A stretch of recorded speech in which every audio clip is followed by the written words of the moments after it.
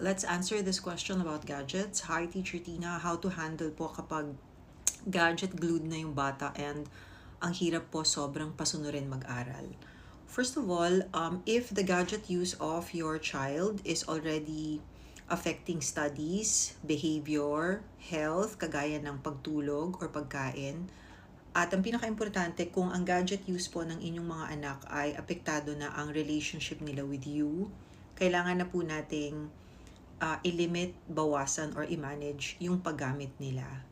Doon po sa mga hindi pa nagbibigay ng gadget sa kanilang mga anak, wag po muna natin silang bibigyan habang bata pa po sila. Lalong-lalo na ang gadget na nakaka-connect sa internet. So, kung hindi pa po natin nauumpisahan, wag po muna natin umpisahan. The longer we wait to give them a gadget, the better. Pangalawa, kung ginagamit po ito sa school, dapat po meron pong scheduled time na gagamitin nila ito for studies, kung nandun po ang assignment nila, kung gagawa po sila ng homework using it. Set aside a time na yun lang po ang paggagamitan nila ng gadget na yun.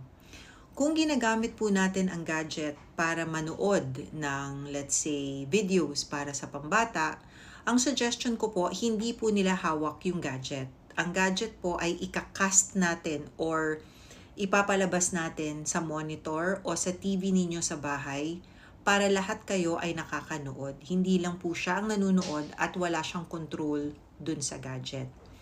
Dun po sa mga may problema na meaning apektado na ang kanilang behavior, health, relationships, at lalong-lalo na yung attention span sa school, gagawin po natin yung mahirap.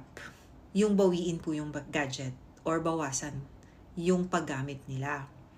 Mahirap po, iiyakan po kayo, rereklamuhan, dadabugan, sisigawan. Pero po, mas kukunin ko na po yung ganong behavior kesa yung wala po tayong gagawin at lalala lang po ang problema. Mas mahirap po the longer we wait. So, we will talk to them when they are calm, when they are not using their gadget, that this is going to happen, that you will already manage the use of the gadget. Kasi po, mommies and daddies, hindi po biro ang gadget addiction.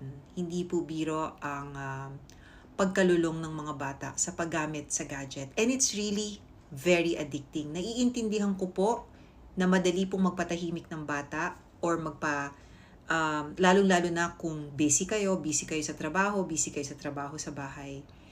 But please get unplugged activities for your children. There was a time, walang gadget. Kayang-kaya po nating bumili sa mga second-hand bookstores ng mga libro. Wala na pong bata halos ang mahilig magbasa ngayon. Ang mga magulang hindi na po binabasahan ng kanilang mga anak, binibigyan na lang po ng gadget. Wag po ganon. I've handled enough issues and problems with students and parents complaining to me on the effects of gadgets on their children. So, kung ganito po, nakagaya ng mommy na nagtatanong, na mahirap ng pasunurin, lalo na po sa pag-aaral, bawasan na po natin ang paggamit at sa mga hindi pa po nagbibigay ng gadget sa kanilang mga anak, huwag po muna natin silang bibigyan.